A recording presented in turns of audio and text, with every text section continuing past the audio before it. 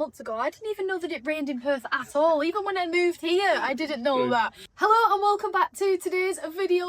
We are going to be looking at something a little bit interesting today, which is 10 misconceptions that Brits have about Australia. Yes, so this is something that we put together as a little bit of fun. So if you're a Brit watching, if you're an Aussie watching, don't take anything too serious. It's just a little bit of fun. I hope you guys can enjoy watching. If you do enjoy this video and want to see more like it, please be sure to like the video and subscribe to the channel, because then we know to make a little bit more like this. These points have been collected and kind of curated by myself on a couple of points and misconceptions that we may have had, and that I've also read up and seen other Brits have before coming to Australia. So a lot of these are the ideas, the stereotypes that people might hold in their minds before visiting what we call the lucky country. I think that's what people call it. So once again, a little bit of fun, not too serious, and let's see what some of the stereotypes Brits may hold about this place are. Point number one is that everybody lives by the beach. Now, that's not necessarily the case. Yes, there's a lot of beaches in Australia. Isn't there something said that if you did a beach every day, it would take you like 30 years or something ridiculous? Probably longer. If you were to do every single separate bay, beach, cove, everything like that, it would take you a very, very long time indeed. That being said, a lot of the population density is actually in the southern part of Australia, isn't it? In that lower kind of third, and especially in the eastern side. That aside, a lot of the population tends to be around, like in a donut shape around Australia, but there are populations that do live inland, and oh boy, inland is a fair way away. Well, we know people that live in, like, say, Townsville now, but are from, like, country towns that are, like, 8 hours inland. Yeah. So you don't really think, especially as a Brit, you think, yeah, they all live, like, by the coast. Yeah, a lot of them do. But for Australians, even, like, a little bit inland might be, like, 4 hours, which for Brits is, like, that's not by the beach, is it? It's not. That's not by the beach. If you're 4 hours inland, you'd pretty much be 4 hours either side to each beach on the west or the east. So yeah, as a Brit, it is something that is quite confusing. You tend to have this stereotype idea that the desert is the outback is just inhospitable. That's all through the centre. And then anything that is in that outer ring, that's where everybody lives. So that's where the misconception comes from. It's a funny one, but once again, not true. So if you're watching and you're like, wait a minute, what? People live inland? They do. There are towns in the middle of Australia. And like Cody said, 4, 8 hours in, whatever it might be, it's still a fair way in. You're not near the beach, but people live there. Point number 2 on the list, and that is going to be this brand right here, Foster's. If you're a Brit watching and you were to say, you've never been to Australia, let's just say, what is the national beer of Australia? I'm pretty sure a lot, it's a shame, it would probably be a high number, would say, oh, the beer of Australia is Foster's. Yeah, we would. It is, and it's mainly down to the advertising campaign in Britain, in the UK, in all those places. You see the Fosters come on, there's 2 guys sat on the beach, Aussie guys, and they go, Foster's, good call, and they click the beers together. 2 Aussies chilling on the beach, drinking Foster's. Instantly, that connotation, it's a big old lie. That Aussies just drink Foster's all the time. It's not true. It's actually rarely seen in Australia. I've seen it in like a BWS, I think, maybe once. But the idea of it being on shelves and being everywhere and being the beer that they're all pulling, it is not true. There's a lot of other brands like Tui's. There's been, I'm sure you guys know them all, like Northern, Great Northern. A lot of different beer brands that we've seen, but one that we've not seen too regular is Foster's. It's just a big old lie. So if you're watching and you've just found that out, now you know, Aussies aren't drinking Foster's. You've been lied to. Point number 3 is that it's always sun shining. Before even we moved, we knew it rained. We knew it rained quite a lot. But the actual extent of the rain and how much falls is insane. It is crazy. It's crazy. And I actually thought it was dry in Perth, literally up until a couple of months ago. I didn't even know that it rained in Perth at all. Even when I moved here, I didn't know that. I knew, living in a subtropical climate, that it rained. Of course, it's going to rain. And then further north you go, it's more and more rain, more and more rainforest. We understand that. But there's still a lot of people in the UK that I can guarantee doesn't actually know that it rains at all. Yeah, and even places like Sydney and Melbourne, people here, like Brits might know a friend or a relative that moved to these places, and they go, oh, they've ran away to get away from the rain. And it is not true. It is not true. I think it's something like there is a place where Sydney actually rains more than a place in England. I think that place was, if I'm remembering, I think it was St Ives. So there are places in England that rain less or get less showering on them than places like Sydney. So if you were to escape the rain, you could stay in country and get less rain in the UK. But that aside, it is a common misconception that places don't rain. It's not true. Like Cody said, the rainfall here where we live on the Sunshine Coast is heavy and it comes down thick and fast. Those tropical rainfalls blew my mind when I first saw them. I still don't think we've seen a massive storm. No. But when you see the heavy rainfall and it's hitting the palm leaves and it's the banana leaves and crazy, you feel like you're in a shower. Yeah. And you get that occasionally in the UK. You might get one or two like that a year, but when you get it here, you're like, oh wow. Yeah. It rains. It does it a lot in the night and we love it. We find it so therapeutic. Yeah. For some people, they might not. We absolutely love it. We love living in a subtropical climate. Don't think that this point is us saying that we don't. Not at all. We're just making a point that there is a lot of people, Brits in particular, I know half of my family would think that it didn't rain at all. And it's only when I've told them, they're like, oh, what? Raining again? What? Crazy. Point number 4 on the list is that everything can and will kill you. It isn't true. It isn't true at all. We've lived here for 11 months now and we have not seen anything yet up close and personal or had a scary experience. Now, that mainly comes down to being safe, being cautious and knowing your limits. So let's just say if you go up into northern Queensland, into the Northern Territories, probably going swimming isn't the best idea. Crocodiles in the water. You also, in places like where we live, get stuff like stinker season, jellyfish. So if you go in there, during the seasons, no wetsuit on, you're probably going to get stung by a jellyfish. The same that if you went barefoot trekking all the way through the bush, through the long grass, you might get ticks on you. You might get snakes biting you. You might get a spider getting you. But it is about being safe, being knowledgeable and not being silly. And you can get by in this amazing country without being attacked constantly. I don't want this to be seen as us saying that things like this never happen, as they do. I think recently there has actually just been on the news over here that a crocodile attack has just taken place. You do see shark attacks sometimes in certain areas. It is about being safe. It's about being knowledgeable. And just like you said, some things can't be avoided, admittedly, but there are a lot of situations. How many people live here? How many incidents actually happen? It is not as common as you think. I think as well, like when you go on a walk, for example, if you do see a snake, it's about knowing what to do if you see that snake. The last thing that you'd want to do is stand still. But we all know in Australia that you need to stand still, especially if you do see like an eastern brown or even a red belly. Mostly with the eastern browns, you do need to stand still. So yeah, they can, the point is a bit 50-50 because yes, they can kill you. Yeah. But people just think they're going to land in Australia and things are just going to bite them, like spiders are just going to be in the house and like crawl on them at night and stuff like that. How often does that really happen? And I think the reality of it is, let's just be honest and say, like, car crashes. At the end of the day, everybody drives a car. A lot of people drive it every day.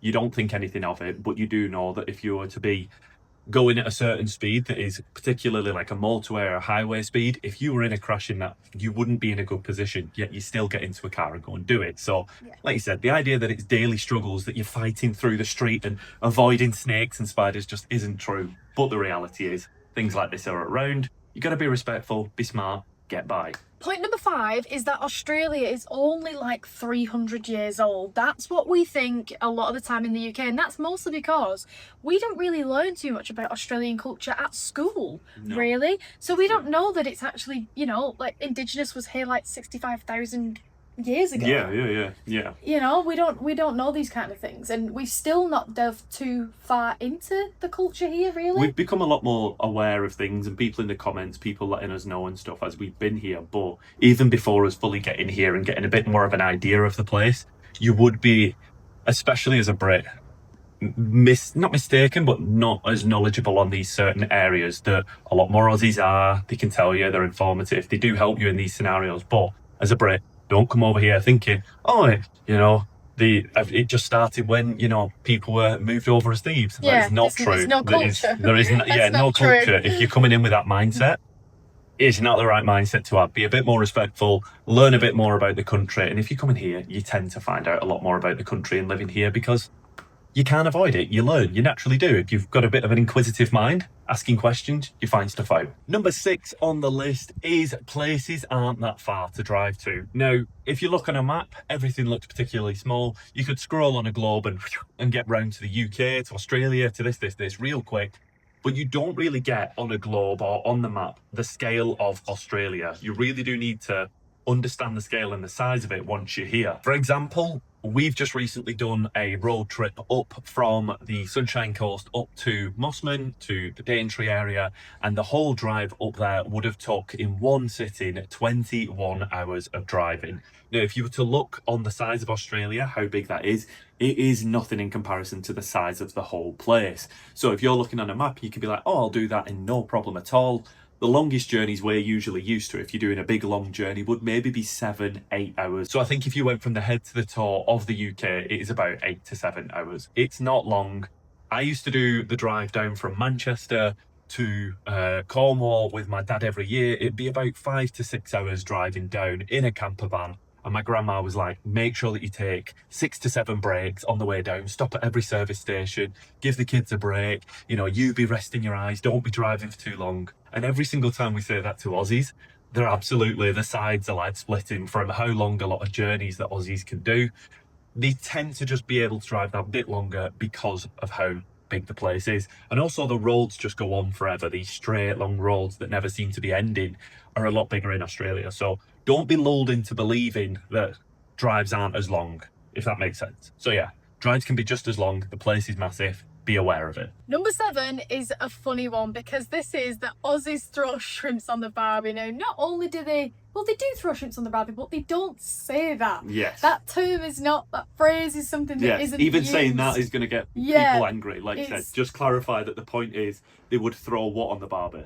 A prawn. A prawn, the exact same as us. The exact same as Yeah. Brits. We would throw prawn on the Barbie. You would throw prawn on the Barbie. But the only reason why they say throw a shrimp on the Barbie was an advertising campaign by Paul Hogan, and I believe the Australian Tourism Board promoted to Americans to come over and throw a shrimp on the Barbie, as they say it. And then everybody came over and started believing that Aussies say throw a shrimp on the Barbie. It's not true. They would throw prawn on the Barbie the same way as us. Might throw a Moreton Bay bug on the Barbie. They might throw a couple other things on the Barbies. But to say that is a big no-no. So if you are somebody from the UK who doesn't know and you're going to speak to an Aussie, don't say throw a shrimp on the Barbie, because you might get a and that's rightfully done. Number 8 on the list is a bit of a funny one. It's a bit of a joke one, but still, sometimes people might not read the joke and believe it to be true. And that is that Australians keep koalas and kangaroos as pets. That is not true. That is really not true. A lot of Australians actually have never seen a wild koala. We went and saw one on Stradbroke Island and we were amazed, but a lot of people in the comments said, I've never managed to see one in the wild. So people don't actually know how rare these animals can be and how kind of secluded and private they can be from people seeing them. And the same goes for kangaroos. Now, kangaroos are a little bit more available, a little bit more seen, should we say. But once again, you might see them in certain people's gardens, hopping around in the wild.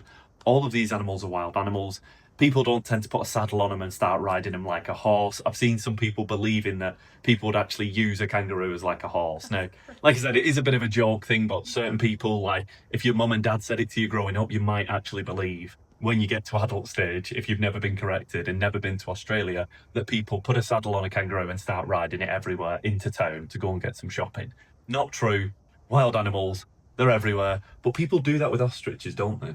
I just think people ride an ostrich. Oh, okay. Well, in Australia? Maybe not in Australia, but people have done that. But once again, it's more of an anomaly. A small amount of people that do it. Not everybody will ride an ostrich. And the same for kangaroos and koalas. Point number 9 is that Aussies are laid back. No, wait up. I do reckon as a whole, they are definitely more laid back than, say, people from the UK. However, you've got to think of people that live in the cities. People are not wandering around barefoot everywhere, you know? They're living in the cities, they're working in the CBDs and the business sectors in Sydney and Melbourne and these kind of places. So, yes, places like the Sunshine Coast can be very relaxed and chilled out, but we even noticed going to the Gold Coast that it's a lot more bustling, A bit more bustling, a lot busier. Yeah. You don't kind of get that same vibe. I think the more north you go, you definitely get more chilled vibes. Like when we drove up north, we did find that like just the pace of life is just so slow. Even But just from Agnes Water. I think that's the heat as well, isn't it? Yeah, the heat. Yeah, The heat, definitely. the humidity. Yeah. You try and be full energy, try and do a lot in that heat. I'd struggle. So props to you if you live up there. It is tough work. And when we say the word laid back, that might come across, some people might think that potentially people are lazy, but they don't understand that, like, working in the heat here, we've seen some tradies working in this weather, and oh my gosh, there is no way if we had to live and work here and work outside, we couldn't do it. It's a good job that we work inside, because honestly, we see them, and I think a couple of times we've said, oh, let's just go and grab them a drink or get them an ice cream or something just to kind of make the day, because honestly, it's some serious graft. And really it's definitely not lazy. It's just very different to the UK. Like, everyone's mindsets here are just a lot more chilled out, I think, and just the way people are. In the UK, it's very much like... Do you know what I would love to see as a show? A British farmer swap with an Aussie farmer, and then them having to do each other's jobs in the countries. Or that would be like, good. imagine a British road worker swapping for an Aussie road worker and seeing how much they either struggle or what's easier, what things are harder. That'd be a really cool show to see. But especially working in those sheep shearing sheds, we asked Aussies who watched the vlog a while back, what is the hardest job, would you say, in Australia? And the overriding one was 100%. Working in those shearing sheds in the summer's days, shearing those sheep continuously. We've seen them with like the kind of waist belt thing because the strain on your back, working in the heat. It's tough old graft. So seeing that switch up of somebody maybe who does a similar job in the UK, sheep shearing, to over here in the heat, would it affect him? Would that same person be saying that Aussies are lazy or laid back then? I think not. And the 10th point and last point on our list and on our video today is going to be that Australia doesn't exist. Is this the first time you're hearing this? It's actually a belief. It was a bit of a joke online. There was a whole kind of meme, I would say, kind of an online joke that the place doesn't exist. But as you can see, I'm touching myself, I'm touching the couch, touching the surfboard, touching the walls. This place definitely exists. Now, I think this started as a little bit of an online joke that, oh, I've never been, I've never seen, it's just a construct of like imagination that Australia doesn't exist. But I can assure you, after living here for 11 months, unless I'm completely dreaming it, sometimes feels like I am, that this place does exist. It is a bit of a jokey one to finish on, but it is something that I did see online that people were saying as a thing. Like I said, I think there's a certain comedian in the UK that kind of pushed this as an online narrative. His name's Specs, and he was going with it that he still goes on podcasts and goes, I don't believe that Australia exists. And a lot of jokes kind of came from that as well. So let us know, are you an Aussie watching? Do you exist? Are you real? We need confirmation that this isn't just a dream. I need to kind of pinch myself and wake up. So that is a wrap on today's video. Please do comment below if you think that there are any points that we did miss today. Maybe one, for example, could be that all Aussies are surfers. That could have been on the list. Once again, another bonus point that isn't necessarily true, but a lot of people might believe that every Aussie surfs. Yeah, that's true. We know quite a lot of people that don't surf. But thank you very much for watching today. If you did like this kind of content, please do leave us a like. It does make a big difference. And if you do subscribe, it is completely free, but it does help us on this journey. We have got family coming out in a matter of weeks now, just over a month, and we have got so many adventures set up. Hence why we're spending a lot of time at home at the moment, working away and getting prepared for that time. So mid-August, lots of adventures to come. And we just want to say a big thank you to the members. You guys are amazing. And other than that, we'll see you in the next one. See you in the next one. Bye. Adios.